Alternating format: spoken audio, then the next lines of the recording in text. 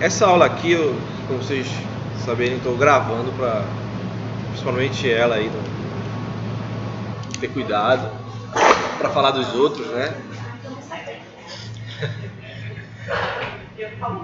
Não, pode ir perguntando, de repente surge alguma dúvida, é até legal. Porque qual é o sentido, né? Aqui a gente vai ver, dá para ver aí? Tá, né? Essencialmente a camada de acesso, ela é uma composição, se a gente comparar com o modelo OSI, mas na sua normalidade, se a gente for estudar, por exemplo, pelo Kurose, até botei uma figura aqui, o Kurose ele geralmente dá essa distinção para as camadas, e aí ele pega a camada de enlace, estou na frente, a camada de enlace, e ele determina e separa, na verdade, o acesso à rede, camada física e camada de dados. Alguns autores ainda pegam a camada de rede e dividem, tem alguns autores que fazem isso, porque eu vou criar uma forma de começar a transportar a informação e a informação está sendo transportada pelo IP, então eu posso subdividir, mas aí é mais avançado. Então ele vai usar o modelo mais simples aqui, ele vai usar o TCP puro, tá? E a camada em que eu começo a trabalhar com esses dados, isso se chama acesso à rede. E aí, dentro dessa camada, eu posso trabalhar de forma multiprotocolar, certo? Então, o que a gente vai ter aí? Um dos exemplos clássicos são o exemplo de um roteador que a gente chama que tem em casa, né? Uma das coisas que eu gosto de comentar sempre, né? Se a gente pega um dispositivo desses lá que fica em casa e tal, esses que são geralmente entregando TV, internet e tal, a gente pode olhar e tentar determinar que protocolos ele trabalha ali. Então, quais os protocolos e quais camadas, se a gente olhar para o modelo TCP, né, e quais camadas do modelo TCP/IP está atuando. Então, esse aqui é o mais simples, mas hoje, sei lá, a gente pode ter um roteador com Wi-Fi ligado e tal. E aí esses elementos a gente pode começar a observar. Então eu tenho entradas nesse sentido, né? Entradas Ethernet, que na verdade é um protocolo de camada de enlace. Se a gente olhar para o TCP, um protocolo de acesso à rede, né? O Ethernet, que é o I3E, I3E 802.3, não, 802.11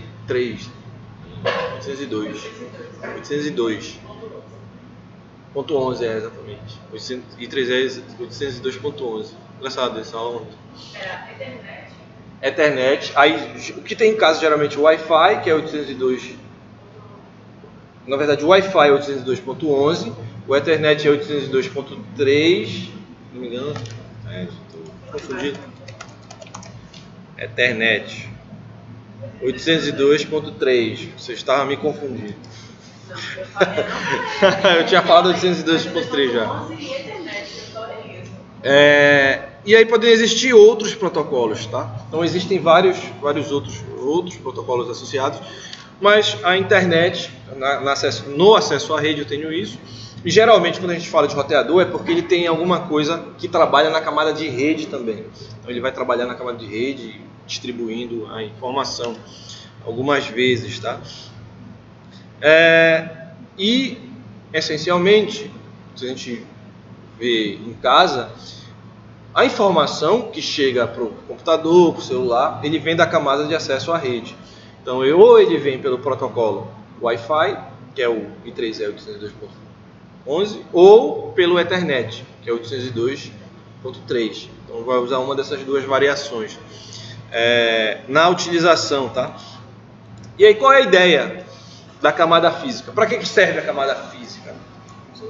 Olhar ali e subdividir a camada de acesso à rede, para que vai servir esse cara? Então, na verdade, se a gente olhar para o modelo OSI, que é o modelo OSI que vai padronizar a forma com que a camada física transporta a informação, na camada física a informação é transportada pelos bits, eu crio padrões, protocolos para reorganizar esses bits. Eu não vou enviar ele de maneira crua, né? Um bit 0, um bit 1. Eu posso, de repente, organizar 8 bits, mandar 1 byte, ou organizar em 10 bytes e transmitir. E aí eu posso criar, ou eu posso organizar a partir de códigos de linha, e aí eu transmito essa informação. Então, a camada física, ela serve para que eu possa transportar os bits que vão formar o quadro da camada de enlace. Daí a gente volta para o outro modelo, né, que é o TCP, né, que ele começa TCP, fala do OSI. Para que vai servir isso? Então, um exemplo, eu falei que o protocolo Ethernet, que é o I3E 802.3, ele é um protocolo de camada de acesso à rede. Por quê? Porque se a gente trouxer esse cara para o modelo OSI, ele, na verdade, padroniza coisas tanto da camada de enlace quanto da camada física. Só que ele não padroniza como os bits se organizam. Ele vai padronizar se é fibra ótica, se é par metálico, como é a saída, o conector desses sistemas, e não como o bit se organiza, tá? E na camada de enlace, aí sim, ele padroniza a forma com que eu vou tratar essa informação. Então, se a gente olhar o protocolo Ethernet com uma visão de modelo OSI, eu olho a camada de enlace e a camada física. Só que a camada física, o protocolo ele não trata com a organização do bit. Ele trata com a padronização do meio físico, do conector. E na camada de enlace sim, tá? E aí, se a gente não quiser separar, a gente fala logo de acesso à rede. E aí ele faz todas essas características, tá? Isso aqui foi mais ou menos o que eu comentei também, né? A organização da informação do sinal, eu posso reorganizar esses bits para transmitir. Essencialmente é a função da camada física, né? E aí a gente pode olhar dentro desses meus sistemas, principalmente no modelo aí TCP/IP, que dentro da camada física e da camada de enlace eu tenho aqueles grandes organizações que vão fazer a padronização da fibra ótica, do tipo de cabo, do tipo de conector, inclusive par metálicos, existem várias padronizações de par metálico, que aí depende da forma que tu vai enrolar o cabo, do número de voltas. Tem várias organizações, né? As principais que a gente conhece, o I3E, a ISO, a ITU, geralmente trabalham mais com camada física e alguma coisa de camada de enlace. O I3E trabalha muito com camada de enlace. Mas quando a gente olha coisas mais superiores, principalmente camada de rede, aí já tem outros grupos, como o IETF, que trabalha mais padronizando coisas na internet. A internet é mais camada de rede, camada de enlace, transporte e tal, nessa padronização. E aí, quando a gente fala de organização de bits, se eu estou falando de camada física, é modelo OSI. Eu quero verificar como é que é o arranjo de bits, não sei o que. Isso aí é camada física do modelo OSI. Acesso de rede pode tratar alguma coisa, mas ele não vai padronizar essencialmente esses elementos, tá? Então, de maneira geral, o que a gente tem na camada física? A gente pode estar trabalhando com sistemas que desejam modular a informação, que desejam codificar a informação. Então eu padronizo uma forma que facilite a minha transmissão da informação, além de fibra ótica, não sei o que. Mas essencialmente, quando a gente olha para o meio físico, cada meio físico, inclusive, possui técnicas de modulação características. Então eu posso usar qualquer modulação naquele meio físico, mas tem gente que estuda só técnicas de modulação ou de acesso múltiplo, por exemplo, dentro de um meio físico, para facilitar a transmissão, para que eu não tenha perdas. E aí, aquilo que eu venho comentando eu vou ter componentes físicos associados, o que vai ser, né? Par metálico, fibra ótica e tal. A codificação, como vai ser feita a codificação. Então eu tenho técnicas para decodificar a informação, e a partir dessas técnicas eu posso usar uma lista de códigos de linha para fazer isso. E aí eu posso reorganizar, já estou tratando com os bits, eu estou organizando os bits, eu posso botar bits para sinalizar a minha informação. Não necessariamente um bit, pode ser um byte, pode ser 2 bytes, depende da forma.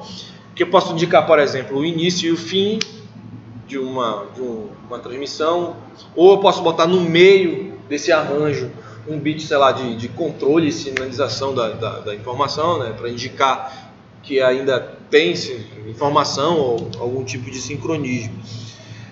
Então, serve mais ou menos a essas funções a camada física. Daí, quando a gente começa a pensar por onde eu vou transmitir, o curso ele chama de mídias de rede para tentar diferenciar do meio físico, né? Mas eu tenho várias técnicas, ou tenho vários dispositivos que façam isso. Então tenho 4 elementos básicos, que é o fio de cobre. Eu tenho vários tipos de cabo de cobre aí associados. Foram muito utilizados, inclusive em redes. O cabo coaxial foi um dos primeiros a usar. As redes locais eram todas feitas em cabo coaxial. Só que cada uma desses elementos de cobre, eles possuem limitações. Então, as primeiras limitações do cabo coaxial o cabo coaxial, quando eu começo a transmitir em altas taxas, ou então com bandas muito grandes, eu acabo inserindo ruído no sistema, porque ele é um condutor, né, e essa impedância característica dele vai variando e vai aumentando com a frequência e com essas taxas. E eu acabo tendo uma limitação. Muitas coisas foram desenvolvidas para melhorar isso no cabo coaxial, mas ele acabou sendo substituído. Um dos primeiros cabos foram os cabos UTPs. Eles são cabos que não são blindados, são bem usados hoje em dia, mas eles também possuem limitações, né? Por eles não serem blindados, eles têm uma imunidade não tão elevada, eles recebem muita interferência. Então, às vezes passa um cabo UTP perto de linha de transmissão, perto de um fio de telefone, já começa a interferir essa informação. E aí desenvolver os cabos de partançado blindado, né? São vários tipos. E aí isso é o meio físico. Veja, eu tenho um meio físico associado, então cabo coaxial e os pares metálicos. Só que eu não estou padronizando ainda como é o conector. Então eu preciso também, além de dizer, olha, tem que usar o par metálico ou tem que usar o cabo coaxial, eu tenho que especificar qual é o conector que eu vou utilizar. É claro que para essas redes de cobre, meio que já tem um consenso de alguns conectores que ficou usual. Agora, quando a gente fala de fibra ótica, por exemplo, isso muda um pouco. Tem uma gama de tipos de conectores que são utilizados em redes e telecomunicações. É claro que alguns para taxas mais elevadas, né, têm características próprias para esses sistemas, né? Aqui é a questão do cabo blindado, que eu tento melhorar a imunidade a ruídos fazendo uma trança, né? Por isso que é par trançado. Faço uma trança. E aí tem uma conta especificada sobre isso, né? Então eu protejo com revestimento externo. Eu tenho o enrolamento do cabo para tentar organizar a minha informação, né? E aí quando eu olho para o par metálico blindado, então eu não quero que tenha interferências externas, ele essencialmente tem uma proteção, muitas vezes metálica, então ele cria uma blindagem dentro desse sistema em todo o cabo, e nos pares específicos também. Então, eu dou uma vantagem bem alta aí para a blindagem desses sistemas. E o cabo coaxial também já nasce, que ele tem um isolamento e tem uma blindagem. Para que serve esse isolamento? Muitas vezes esse isolamento ele é desenvolvido para que eu não tenha uma capacitância gerada dentro desse cabo. Porque se isso aqui fosse oco, eu tinha um par metálico aqui e outro par metálico aqui. Na verdade, isso é um capacitorzinho que eu posso estar gerando. Então eu tenho um isolamento para não perpetuar a capacitância desse sistema, que seria mais um problema. Mas mesmo assim ainda gera um pouco desses caras. E aí, eu padronizo a transmissão e os conectores. Oi? E o choque bom. E os conectores. Sobre segurança, tem um pouco, né? Mas acontece, cara. Principalmente choque elétrico, acho que é o principal risco.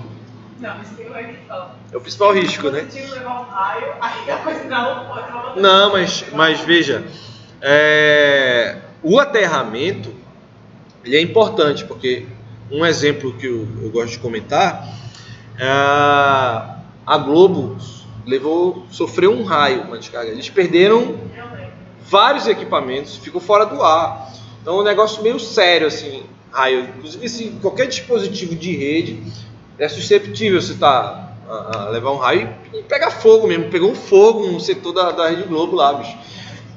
Tanto o backup foi tipo lixo.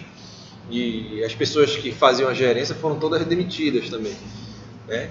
Mas é um negócio que tem que ter muito cuidado com o aterramento, principalmente o aterramento desses sistemas e com cabos, no sentido de que veja como é a disposição dos cabos, né? Eu vou ligar um cabo num dispositivo e ligar no outro, ver se esse cabo é próprio para fazer essa ligação ou se eu vou fazer um curto nesse sistema, né?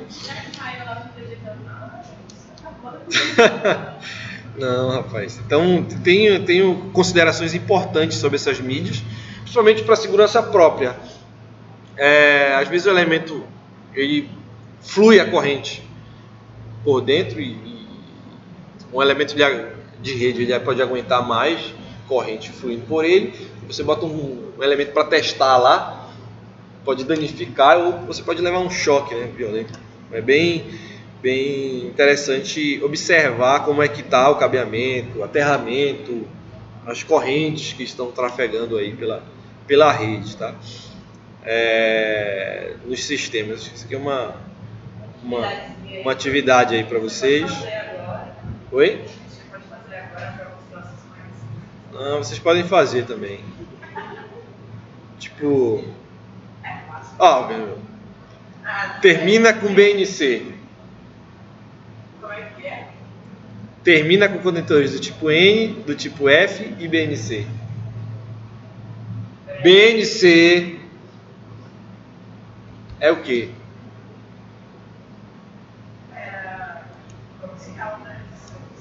Olha aí, acertou. Não, porque eu não fiz todos, só fiz do coaxial. Mídia de rede mais comum, qual é? Hoje?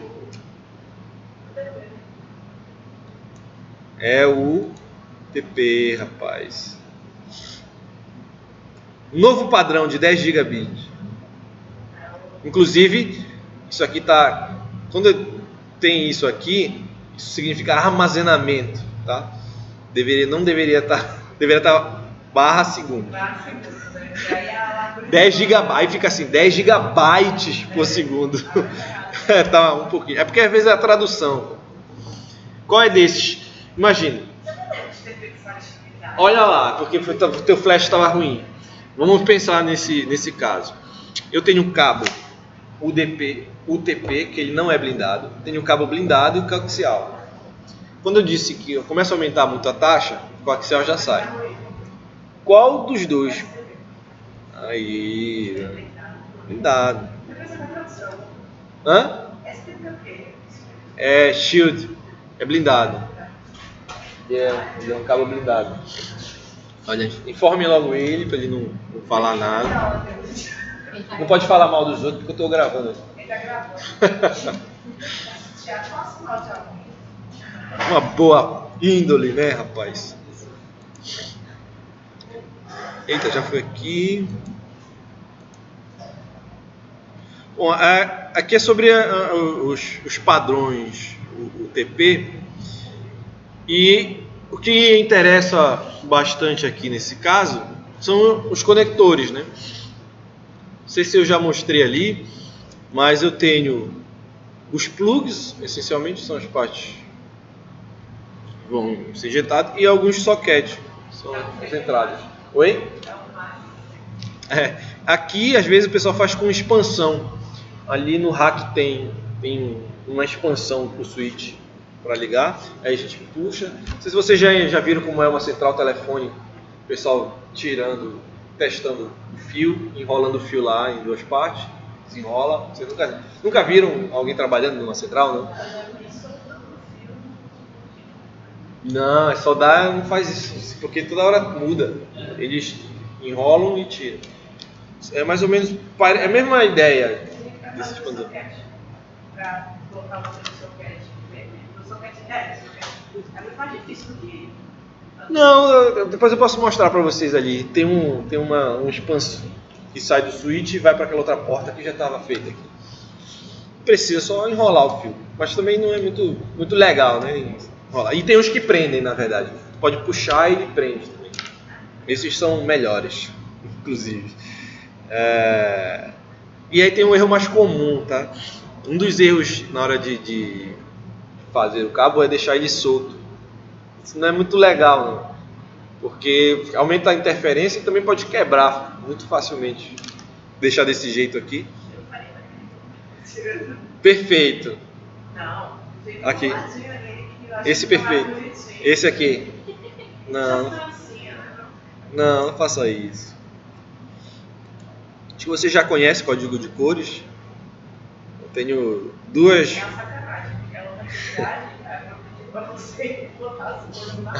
Mas tem acho que atividade aqui. Quem é essa atividade? Dos códigos de cores, tá?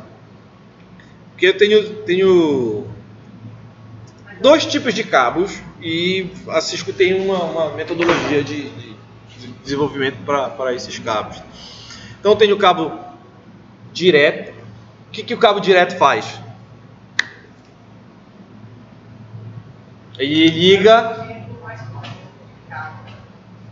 Não.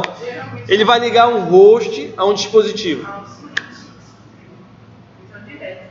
Um dispositivo de rede. Não precisa switch, não sei o que. Então, direto. Então, eu tenho dispositivos intermediários. E esses dispositivos intermediários, eles nasceram para receber host. Isso significa que a porta deles é padronizada para aquele tipo de conexão. Ou seja, se eu quiser ligar um dispositivo para o outro, o cabo não pode ser o mesmo cabo que eu ligo um host para um dispositivo. Tem que ser um cabo cruzado.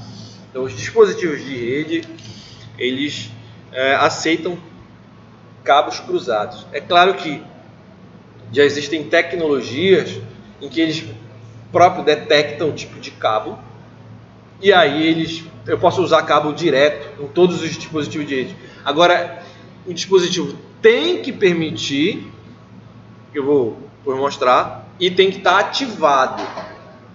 Não é só permitir, tem que ser ativado no dispositivo, senão queima a porta. Algumas vezes pode acontecer isso, de queimar a porta. Se ele for modular, né? Só queima a porta. E aí tem o terceiro rollover, que é já um proprietário e sistemas usuais. Rapaz, isso aqui é o testador. Vocês já usaram alguma vez na vida testador de cabo? Eu vou mandar vocês fazerem uns testes de cabo. Como é que funciona? Na verdade, ele vai testar todos os pinos do cabo. Então, eu boto, sei lá, se eu quero testar um cabo, eu coloco uma parte desse testador de um lado e a outra parte do outro. Ele emite sinais e testa todos os pares, né? Então, ele vai testando todos os pares. Isso é uma técnica bem eficiente para para começar a descobrir o problema da rede. Essa continuidade, você pode... Sim, é exatamente esse. Ele vai, Tem outras que já não existem. isso é continuidade. Ele Eu manda. pensei que parece que é só para testar assim. Não, é porque esse cara ele está testando a continuidade, só que ele ainda falta tirado daqui para botar nessa parte de baixo, que aí fica gerando. Inclusive eu não estou nem vendo. Acho que ele está testando. Ah, aqui ó. São vários LEDs aqui. Para ver cada ponto. Cada porta. Aí ele testa todos os pares, né? Inclusive, o estagiário aqui testou todas as portas. Eu ensinei para ele todas as ferramentas. Depois eu posso mostrar algumas coisas ali. Da pinagem. Pinagem é uma coisa boa aqui de verificar. Vocês podem ficar treinando sobre a pinagem. Pinagem de cabo é coisa... Tem que testar. Branco do verde, verde do amarelo, amarelo do azul.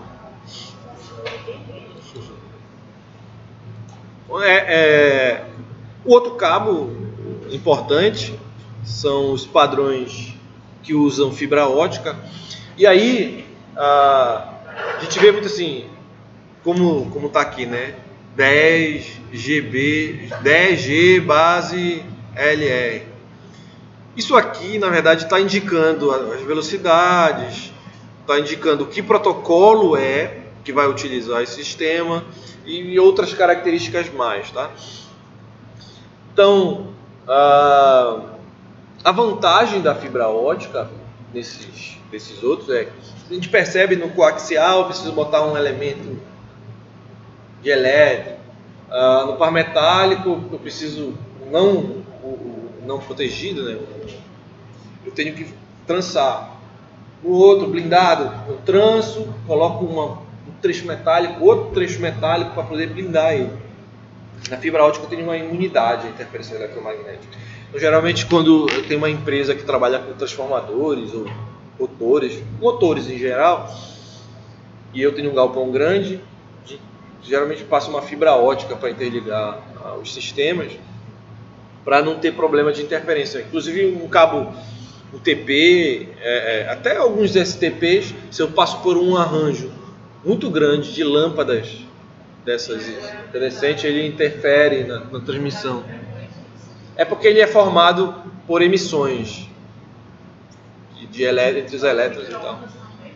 Sim, também tem problema. Deixar o cabo UTP fora assim, pode dar problema. Passar ele por fora, como tem um ali passando. Mas tudo bem. Na rede, tá? Os tipos de fibra, vocês já sabem muito de todos os tipos de fibra ótica que existem. Quais são os dois tipos de fibra ótica que existem? Por favor, né? Monomodo e multimodo. Monomodo em sistemas de comunicações é mais usado para grandes distâncias. Se eu vou transmitir numa taxa muito alta. No monomodo, uma rede local de transmissão, a rede de acesso, algumas vezes utilizo isso. Então eu tenho duas características, duas técnicas, e associado a isso também tem dois tipos de transmissor, que é o LED e o laser. O laser eu tenho uma largura de linha mais fina, então eu consigo mais precisão. Eu geralmente uso em sistemas que são monomodo, fibra ótica monomodo. LED tem uma largura de banda mais uma maior largura de banda, né, de transmissão desses meus sistemas, tá? E aí existem alguns conectores de fibra também. Então eu tenho o ST, o SC, o LC e o LC duplex. Então esses conectores na fibra ótica é um pouquinho mais elaborado, porque eu preciso dizer se a fibra é monomodo ou multimodo, qual o tipo de conector que eu vou utilizar, né? Tem esses 4, mas tem outros conectores. E além disso, a fibra ótica na ponta, ela pode ser cortada. Então ela tem cortes, 45 graus, 90 graus, vários graus. Acho que aqui ele não fala disso, mas eu vou... ele não comenta. Mas quando a gente compra uma fibra ótica, a gente tem que especificar monomodo, multimodo, qual é o conector e qual é o corte da fibra, certo? Então, basicamente 2 cortes, 90 graus ou 45 graus. Eu preciso informar isso. Por que existe? Muitas vezes, quando eu interconecto 2 fibras óticas, é interessante elas terem um corte de mais ou menos 45 graus, para que eu não cause nenhuma perda mais elevada. Então, o que poderia acontecer é que, se elas têm um corte de 90 graus, eu cause alguma reflexão ali dentro, e aquela reflexão, ela anule o sinal, ela insira muito ruído e perdas na informação. Então, alguns switches ou roteadores usam bastante esse conector duplo, mas mais relacionado a altas taxas. Quando eu estou usando uma taxa grande, eu quero que o meu canal ele seja full duplex. A minha porta ela aceita só esse tipo de conector, que na verdade são 2 fibras óticas, por isso que vai virar full duplex a minha conexão. Então eu tenho essencialmente 4 tipos aí de transmissão. Inclusive ele comentou aqui, transforma sistema em sistemas full duplex.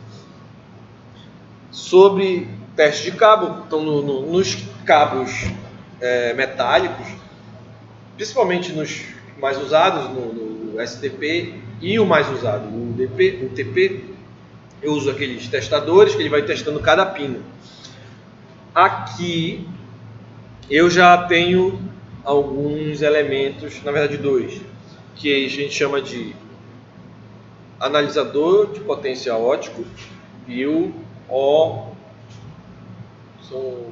OTDR. Então, são 2 tipos.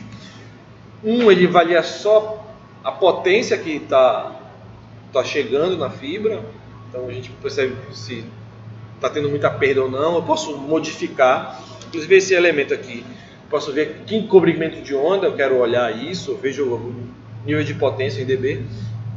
Ou então uso o OTDR, que ele inclusive pode ver se a fibra está partida, ele pode indicar, né, que se a fibra está partida, se tem alguma perda muito alta ao longo dessa transmissão. E existe também um analisador de espectro óptico, né, que posso verificar isso, esses sistemas. Então ele diz que os erros mais comuns em sistemas que utilizam fibras óticas primeiro, o alinhamento. Às vezes a gente bota no conector lá, mas sei lá, o conector está quebrado, mesmo não a entrada da fibra ótica em si, mas alguma parte do conector ele não está encaixando direito. Isso aí já pode desalinhar a minha transmissão. Eu tenho um outro problema de gap no final, que essencialmente esse meio físico ele não na verdade ele não está alinhado corretamente no conector. Então eu tenho um conector, tenho um meio físico, ele não está completamente coerente, né? Ele não está organizado de forma coerente.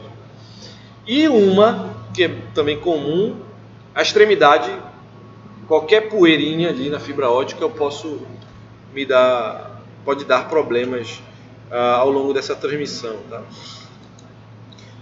E aí a gente pode criar uma correlação entre esses 2 caras para ver o uso, né? Então,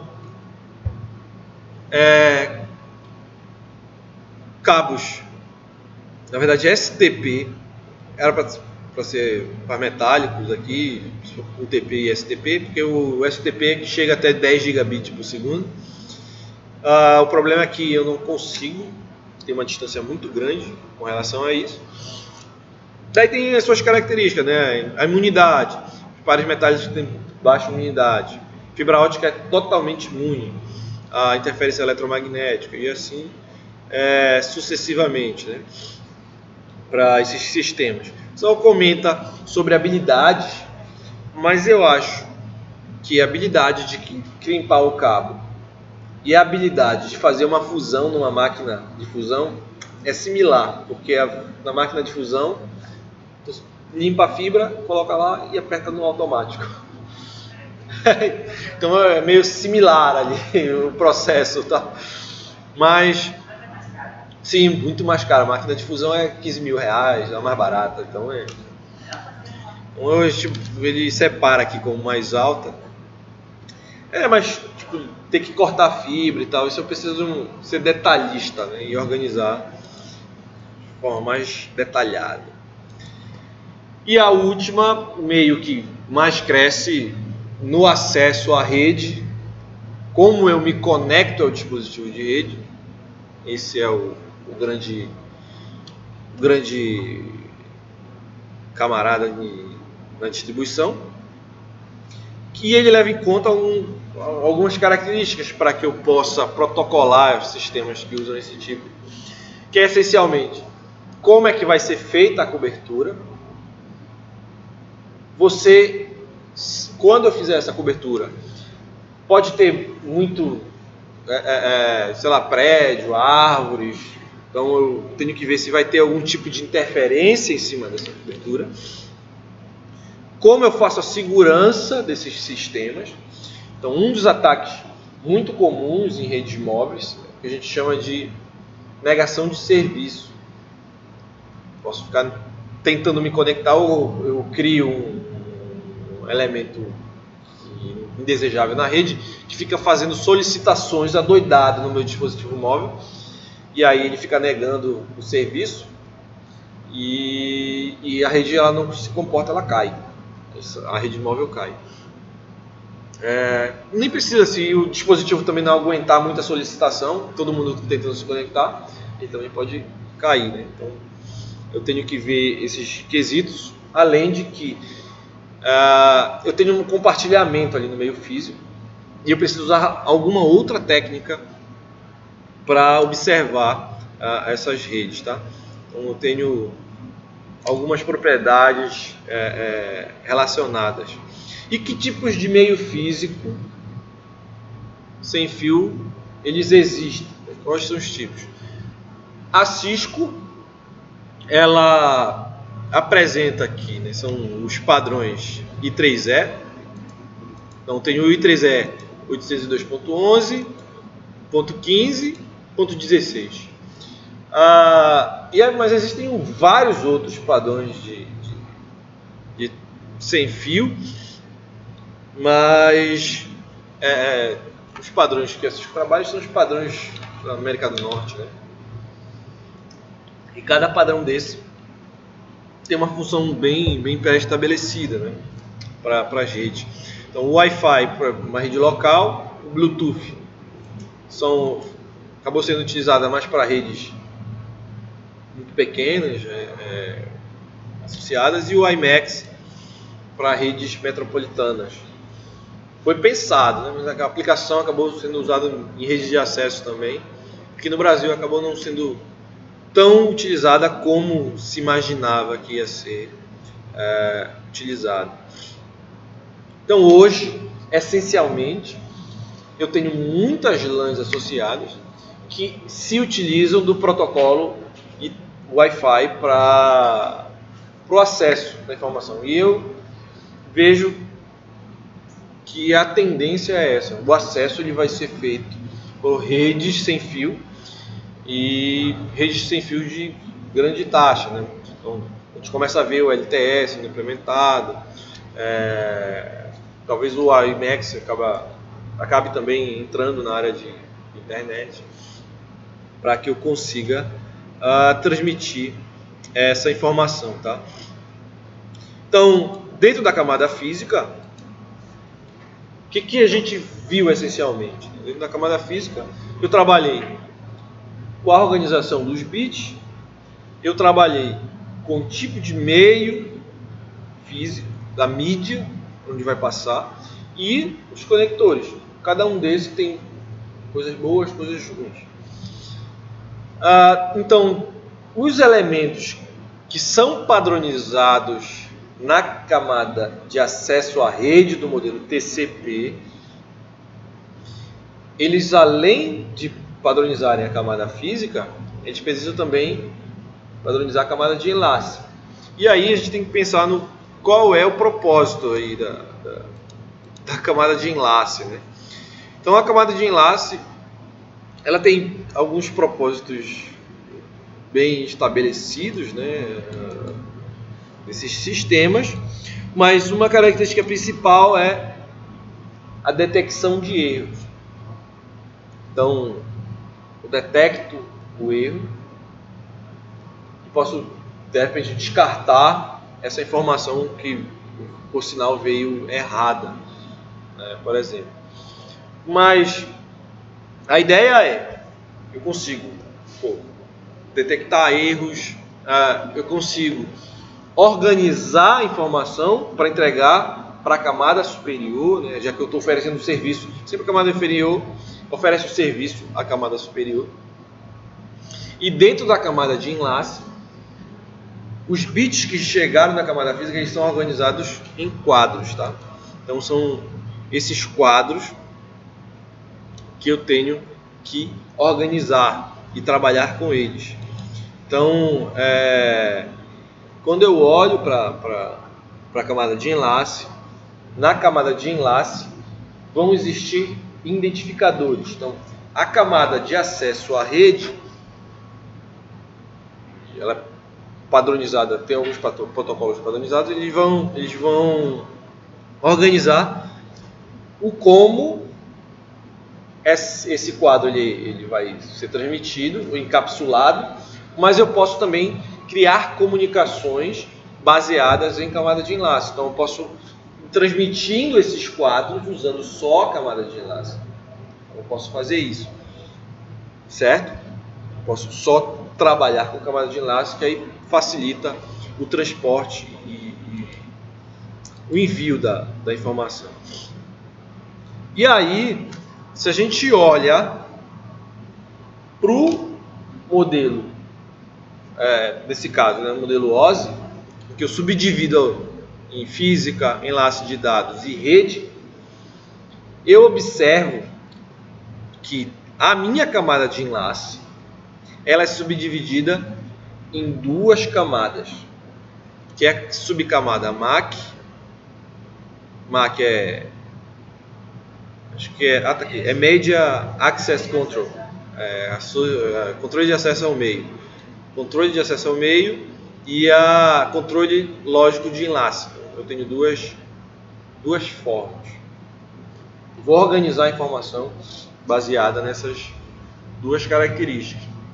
E o que eu vou ter, essencialmente? Essencialmente, quando os bits estão sendo preparados, quando ele começa a ser tratado pela camada de enlace, quem faz isso é o MAC.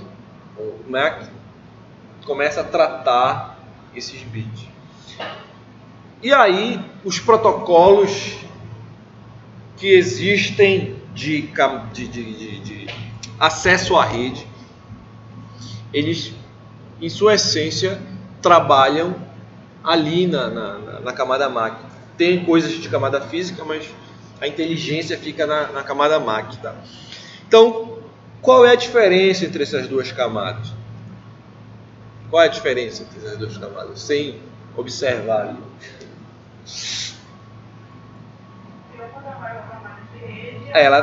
Então, a subcamada MAC, como ela vai organizar esses processos que estão vindo do meio físico, ela tem uma técnica própria. Eu disse que a inteligência da camada de enlace essencialmente vai estar ali. Então, o protocolo ele começa a organizar tudo pensando nos elementos. Então, ele começa, por exemplo, o MAC ele vai ter um endereço também. Eu tenho endereço, posso organizar os elementos. Cada elemento vai ter um endereço único também. E eu consigo fornecer um ambiente de encaminhamento para os sistemas. Já na camada de controle lógico, né, de enlace, essa camada, por servir diretamente à camada de rede, então ela já vai estar informando dentro desse quadro que foi montado qual é o endereço, por exemplo, de destino de camada de rede. Então ela pode identificar o endereço de destino de camada de rede. Isso para quê? Para facilitar ainda mais o transporte dessa informação dentro da camada de enlace. Então eu facilito muito, principalmente a descoberta de caminho. Aqui na camada de enlace é um pouco trabalhoso essa forma. Trabalhoso. Entenderam? E aí, meu amigo? A camada de enlace ela é multiprotocolar, né, também. Então o quadro ele pode permanecer se perpetuando por vários protocolos, como está acontecendo. Tem um protocolo associado, aqui eu tenho outro protocolo e assim sucessivamente, tá? Ele pode ser usando só endereço MAC, ou eu posso também usar identificadores de camada de rede. Quem vai me dar isso é a camada LLC. Eu posso melhorar o desempenho dela, agregando mais essa informação. Então, a LLC fala diretamente com a minha camada de rede, tá? Quando a gente pensa de acesso ao meio físico, tem muitos autores que eles comentam que o intuito da camada de acesso à rede não é padronizar como o bit vai ser transmitido na camada física. Não é esse o intuito. A gente só vai padronizar o meio físico, vai padronizar o conector e tal, a gente não padroniza isso. Então, essencialmente, eu preciso fornecer uma técnica de acesso. Então, como o bit vai chegar, não importa. O importante é que eu tenho na minha camada de acesso à rede uma porta, padronização de meio físico que você vai utilizar, e aí eu vou reconhecer esse bit. Eu vou olhar para o bit, vou dizer se ele está bem ou se está mal, dependendo do protocolo que eu vou utilizar, e aí eu posso descartar ou não esses caras, tá? Então é mais ou menos o que vai acontecer. Então eu tenho uma conexão Ethernet, e aí ele foi substituído por uma outra conexão WAN, que podia ser um frame relay, certo? Deixou transparente o meu pacote. Aí eu poderia usar o pacote que é IP, poderia usar ele para saber por onde encaminhar. Eu podia facilitar os meus sistemas, tá? Bem interessante. E aqui são todos os padrões bem conhecidos, I3E, ITUT, ISO. Os padrões aí da camada de enlace, de acesso à rede também. Enlace, acesso à rede. Bom, sobre as topologias, o que a gente pode olhar com relação a isso? Qual é a grande problemática da camada de acesso à rede? É que vai ter muita gente querendo acessar e transmitir a informação e pouco meio físico, tá? Então eu preciso criar metodologias para que eu compartilhe o meio físico de forma eficiente. E aí quem é que vai ver?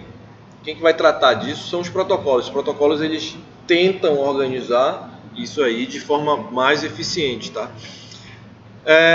Então o controle de acesso dessa rede ele vai depender de quê?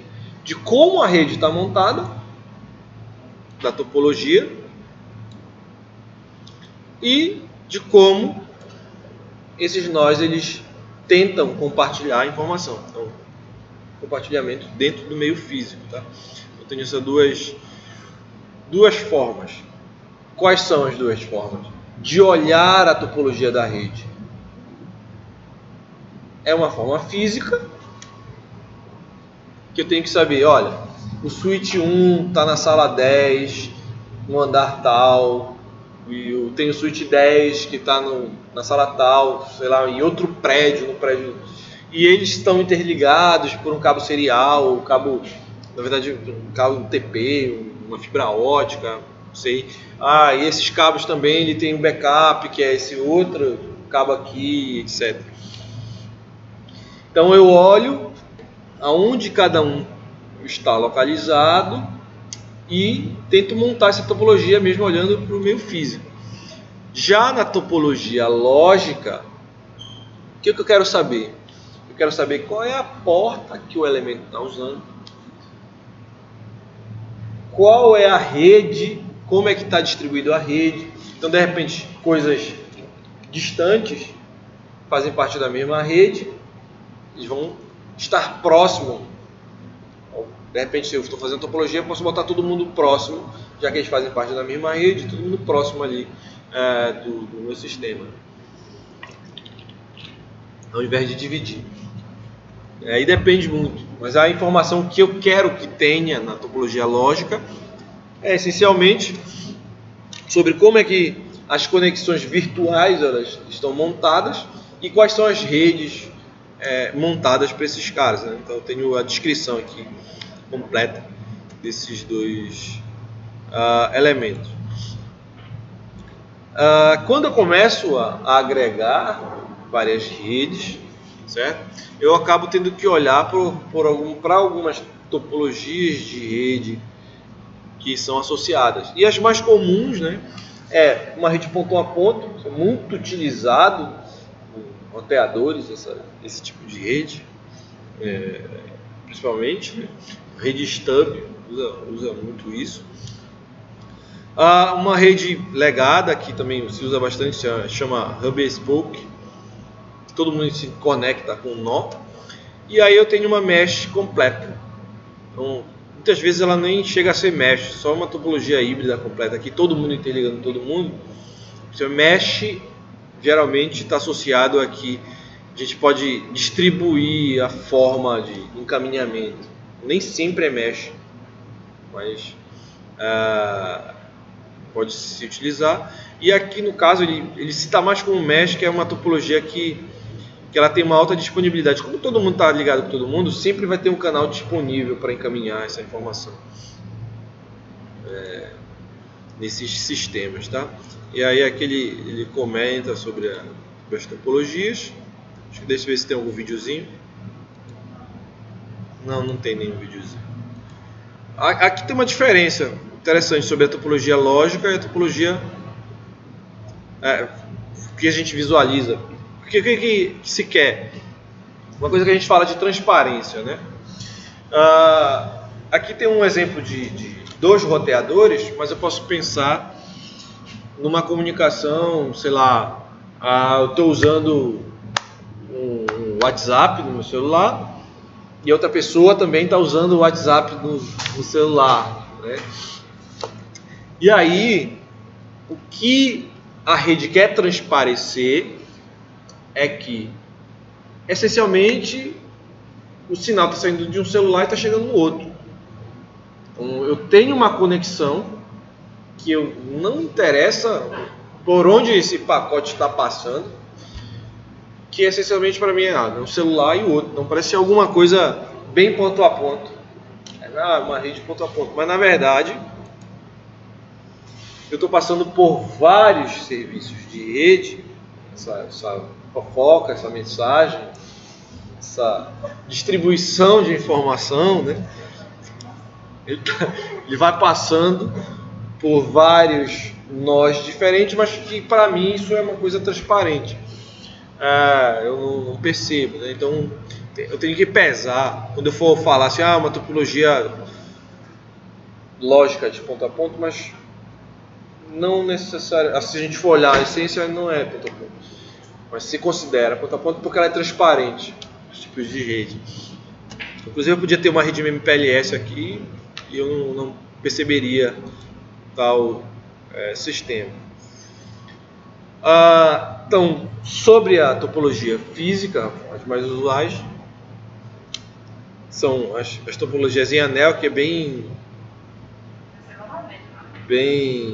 É porque eu posso fazer... Isso aqui se conecta com isso. Na verdade está mudado, né? Está mudado. Aqui é barramento e aqui é anel. Espera aí. Não, tá certo. Não, o anel é essa. Aquela aqui, ó. Não, aqui estão dividindo o barramento. Esse aqui é o barramento central. Esse é o anel. Não, a rede anel ela tinha que estar se conectando com os elementos de rede. E não, eles estão dividindo o meio físico, tá? É porque tem um anel ali, mas está todo mundo conectado no mesmo meio físico. Realmente cai. Tá contrário. Porque veja, o que está acontecendo aqui? Analisa aqui. Uma rede em anel, para ser rede em anel, sim, não tem um anel no meio, mas isso não quer dizer que a rede é em anel. O que é uma rede em anel? A rede em anel, o pacote. Primeiro, a gente não vai estar compartilhando o mesmo meio físico. Por quê? Porque meu elemento de rede, então, se fosse um computador ou um servidor, por exemplo, ele teria que ter pelo menos, no mínimo, 2 placas de rede. Certo? 2 placas de rede, não uma placa de rede. Por quê? Diga. Tem a definição de barramento e a definição de anel. Certo, vamos lá. Barramento são sistemas encadeados em si e terminados em cada extremidade. Aí está aquele ali, ó. Os sistemas finais são conectados aos vizinhos e não ao barramento. Eles estão conectados. Não, mas eles estão dividindo o mesmo meio físico. É o que está acontecendo. O sistema em barramento também é assim. Só que eu estou entendendo a tua dúvida. É porque... Não, eu entendi. É porque tu tá olhando para a definição do barramento. Veja, o barramento ele termina nas extremidades, certo? Então, esse cara aqui, como ele termina nas extremidades, esse cara aqui, ele é um elemento de barramento. Mas o elemento em anel é assim, ó, redes em anel. Vou mostrar aqui uma rede em anel. Aqui, ó. Rede em anel é assim. Aquele último ali. É a mesma imagem. Qual? Esse daqui, ó. Não, dali, ó. Esse? Ponta. Não, mais isso. Esse? Esse é igual a imagem do... Não, mas a rede em anel eu preciso ter mais de uma dispositivo. Sim, não, a rede de embarramento... Cadê? Deixa eu voltar aqui. Tá errado esse negócio. Sim, mas o que eu estou querendo dizer é que tá mais errado do que tu imagina. Não tá só trocado. Meu dá certo. Meu barramento tá ali, meu não tá ali. É, mas só que não é só trocado. Não é só trocado, porque eu estou compartilhando o mesmo meio físico. A rede anel ela não compartilha o mesmo meio físico, porque se bem que as primeiras redes Talking Ring compartilhavam o mesmo meio físico. É verdade, é verdade. A Talking Ring compartilhava, mas ninguém usa mais Talking Ring. Não importa, tá trocado. Porque não era só trocada na minha cabeça, não é só trocado. É porque essa topologia aqui, mas a Talking Ring usa assim também. Verdade. Ah, e até comenta aqui, ó. Se eu tivesse lido antes. A Talking Ring foi uma das primeiras redes que compartilhava, porque antigamente as redes todas compartilhavam meio físico, essencialmente. Hoje não, algumas redes em anel, a maioria usa 2 placas de rede e entra uma informação e sai outra. Ou usam 4, né? Porque aí eu tenho o backup da rede também. E a Talking Ring não fala legado, por isso que ele fala legado aqui, que é já passado. E ela compartilhava realmente o meio físico, isso aqui está invertido. De fato, eu achei que estava mais errado do que tu imaginavas. Bom, sobre as formas de transmissão, então essencialmente quando a gente olha para esse tipo de rede, eu vou ficar olhar mais para a topologia aqui, o que a gente percebe nas redes legadas, na topologia física? Eu sempre estou compartilhando o meio físico, ó, com todo mundo. Então as primeiras redes que nascem para que eu consiga transmitir essa informação sem dar colisão, elas se baseavam em algoritmos anti-colisão. Eu precisava verificar de alguma forma que a rede era possível transmitir. Então, uma das primeiras formas era o dispositivo final, ele via, opa, tem alguém transmitindo? Não, eu ia e transmitia. Qual era o problema disso? Que alguém poderia estar observando também, os dois observam ao mesmo tempo e depois colisão. E aí isso foi melhorando, né, ao longo do tempo. Se a transmissão não era baseada. E aí eu começo a desenvolver métodos de controle de acesso. O mais famoso, que é o CSMA-CD, ele é essencialmente o protocolo Ethernet. Ele é a essência do protocolo Ethernet. Inclusive, ele é um outro nome do protocolo Ethernet. Algumas vezes.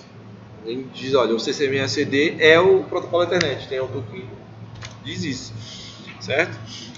Então, esse cara, ele percebe, né, isso aqui é um hub, como é que vai ser feita a transmissão. E não para nisso, né? Ele tem técnicas de reconhecer que o pacote é para a própria pessoa, descarta o pacote, então tem toda uma característica em cima dessa técnica, né? CCMA-CD. Quando eu olho para o acesso, os dispositivos móveis, eles se utilizam de alguma coisa do CCMA-CD, só que na verdade eles vão evoluindo, né? Então o Ethernet ele usa o CCMA-CD e o Wi-Fi ele usa o CCMA-CA.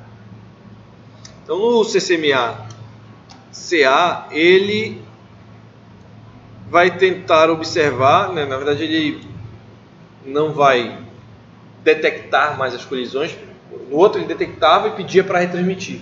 Esse não, ele evita a colisão, ele tenta evitar a colisão. Então, eu tenho algo mais elaborado aí nos meus sistemas que usam esse tipo de operação, tá? E aí quando eu começo a ter regras bem associadas, eu estou compartilhando o mesmo meio físico e quero tentar transmitir. Então eu acabo criando algumas regras. Dentro dessas regras, eu crio possibilidades de ficar encaminhando informação na camada de acesso ao meio físico, à rede. Na camada de acesso à rede. Então eu já posso, ao invés de empacotar e mandar para a camada de rede, eu já fico transmitindo ali dentro, só na camada de acesso à rede. Eu ganho muito processamento em cima disso. Foi então que eu tenho que começar a perceber que entre os vários protocolos, eu tenho vários meios físicos e eu tenho um ambiente precário. Então eu sempre gosto de dizer que o meio físico ele nasceu para destruir a comunicação. E quanto mais complicado é trabalhar com o meio físico, mais elaborado é o protocolo de acesso à rede, tá? Então eu preciso organizar o meu quadro. Daí depende quantos bytes eu vou ter no quadro, se eu vou ter outros tipos de bytes associados, aí depende de como eu vou organizar esse quadro, tá? Então por isso que eu digo que o Ethernet é só o CCMA-CD? Não. A essência dele está ali.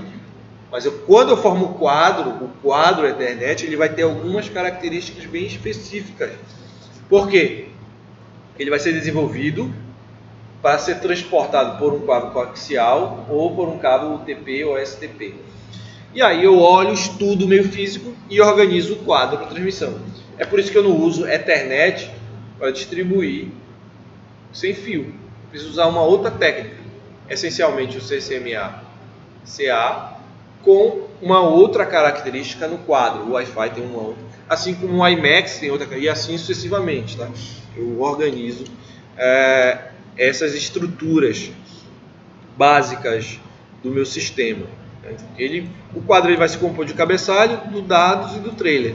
Posso indicar onde começa, onde termina o cabeçalho também, né? Então esse aqui é essencialmente um quadro genérico, tá? Então eu tenho o cabeçalho, a informação e o trailer. Então aqui eu posso colocar o início do quadro, os endereçamentos, que tipo de informação. No trailer eu indico o final do quadro e eu tenho o detector de erros. Então, às vezes é uma rede bit, ele confere, algumas vezes se der 0 está errado, se der diferente de 0 está com erro, ele descarta o quadro inteiro. Então, eu tenho alguns flags associados. E isso é de maneira geral, e cada protocolo tem o seu quadro especificado, tá? Tem um quadro lá especificado para fazer essa informação. Mas sempre tem um elemento de detecção de erros. Em sistemas telefônicos, inclusive o Frame Relay foi um dos primeiros a colocar alguma coisa como essa, e um cabeçalhozinho, e isso criou a possibilidade de criar circuitos virtuais dentro do Frame Relay, inclusive. Assim como no Ethernet, me dá possibilidades também, vai me dar algumas possibilidades importantes desses sistemas, tá? Antigamente esse tipo aqui, eu estava tentando lembrar, e é o tipo, ele identificava qual era o protocolo de camada de rede. Hoje em dia, essencialmente, eu tenho o IP, mas eu tenho outros protocolos de camada de rede. Eu posso estar usando alguma coisa para encaminhar informações de camada de rede que não são o IP. Pode ser alguma informação ICMP, pode ser informação de protocolo de mapeamento. Não é muito comum, mas eu posso formar um quadro. Isso, e existiam vários outros aí, protocolos também.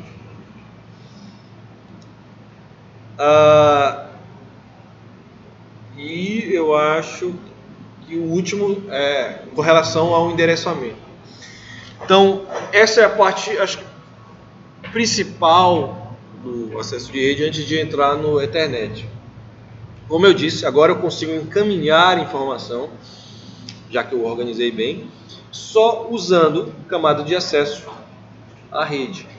Então, ao invés de ficar encapsula e vai encaminhando, desencapsula, eu posso chegar num elemento que trabalha com camada de rede, ele só desencapsula para observar, depois encapsula tudo de novo e manda de novo, novamente, para um outro elemento de camada de acesso à rede, ou o elemento ele só trabalha com acesso à rede e só é um encaminhador.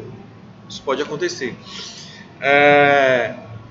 E aí, se eu trabalho só com dados na camada 2, que é a camada de enlace, já bem especificada, eu posso estabelecer endereços para esses caras. Então veja, a comunicação na camada de rede, ela é uma comunicação fim a fim. Eu mando um pacote de um endereço IP para outro endereço IP. Só que quando eu olho na camada de enlace, a comunicação fim a fim, ela se dá por dispositivos, porque cada dispositivo vai ter o endereçamento de camada MAC, da subcamada de enlace, né? E cada numeração desse dispositivo vai mudar por enlace, isso muda por enlace. Então aqui tem um exemplo, ó. Dentro desse enlace, eu tenho uma placa de rede encaminhando. Então eu tenho a placa de endereço MAC de origem e destino. Eu vou ter em outra conexão uma outra parte de origem e destino e depois outra parte de origem e destino. O que foi que continuou igual? O pacote, nesse exemplo, tá? De camada 3, que o IP de destino e o IP de origem eles não são modificados, apenas os endereçamentos de camada 2. Os endereços de origem e destino, eles modificam, porque modifica a rede, né? Então imagina, de um computador para o switch, então eu tenho a placa de rede com um endereço e o switch com outro. Quando o switch for encaminhar, sei lá, para outro switch, vai sair por uma porta, vai chegar na outra porta, já mudou, mas o endereço final, a grosso modo, né, isso nem sempre acontece, tá? Porque o paradigma de rede fim a fim não existe mais agora, então pode ser que modifique. Mas se a gente olhar para a essência, não deveria modificar, então o endereço de rede ele não vai ser mudado. Então aí, ó, para cada encaminhamento eu tenho de camada 2, endereço de camada 2 modificado nesse sistema. Então, tem switch que a gente chama switch de camada 2, ele só faz isso. Só o quadro, ele só não... Capsula a mensagem do quadro e bota outro quadro e manda para outro. Tem switch com esse tipo. Agora tem switch que ele é habilitado a trabalhar com a camada LLC, com a subcamada de acesso à rede, né? Aí esses caras, além da utilização do endereço de camada de enlace, ele também se apega no endereço de camada de rede. E aí eu consigo criar, por exemplo, VLANs em switch, é porque eles trabalham também com a camada LLC. Mas aí os equipamentos, os dispositivos que chegam na camada 3, tem toda a mensagem da camada 3. Aí qual é a Roteador. O roteador. Aí qual é a vantagem dele? Tipo, ele cria todo o roteador. O switch ele não trabalha com protocolo de roteamento. Aí ele não sabe qual é o melhor caminho para enviar. O switch não, nunca vai saber. A gente tenta fazer com que ele saiba. E aí o switch começa a ficar caro, né? A gente chama, switch que trabalha com IP, são switches de camada 3. Esses switches, eles são, não só com IP, tá? Alguns switches, eles chegam a fazer coisas similares ao roteamento. Tem gente que dá o treinamento dizendo que é roteamento, mas não é roteamento. Porque eles não trabalham com protocolo de roteamento, mas eles fazem alguma coisa similar. Já switches de camada 2, eles só servem para encaminhar o pacote e tal. Alguns switches de camada 2, eles trabalham com VLAN também, porque eles são habilitados com LLC. Só que ele não tem um poder de processamento muito robusto, eu não consigo fazer coisa mais elaborada. E aí a gente percebe isso pelo preço, né? Eu tenho de camada 2, ele pode ser que ele trabalhe com VLAN, mas ele não separa de forma bem maleável VLAN. Tem outras coisas de gerência também. E os switches de camada 3, aí sim, eu consigo separar a porta, algumas vezes o link aggregation, que é para agregar e observar. Isso é um protocolo também de camada de enlace. Eu consigo fazer nos switches de camada 2 a maioria não faz. E eles têm um processamento muito mais elevado. E eu consigo encaminhar de forma mais eficiente. Eu consigo eliminar problemas que o switch de camada 2 tem. Então, a gente vai ver no protocolo Ethernet como é que vai funcionar, né? Broadcast e tal, tabela ARP. E alguns switches de camada 2 eles não conseguem. Eles podem até tentar fazer isso, mas eles são limitados ao número de usuários. Tem mais limitações. Mas essencialmente camada 2, só placa de rede, ou placa MAC, né, o endereço MAC. E o camada 3 ele já faz, além de usar o endereço IP, ele consegue operar o endereço IP. Ele consegue tratar o endereço IP e melhorar o desempenho desses sistemas. Como um roteamento, mas não é um roteamento. Alguns vendem como roteamento, mas não é roteamento, tá? Não é um roteamento, essencialmente, dentro desses sistemas. E aí, eu posso trabalhar com vários protocolos, né? 802.11, um quadro PPP, outro quadro, um quadro DLC, e aí, isso aqui são seriais, né? Aqui é sem fio, serial, quadro Ethernet, até chegar no usuário final. Então, a camada de acesso à rede, ela é essencialmente,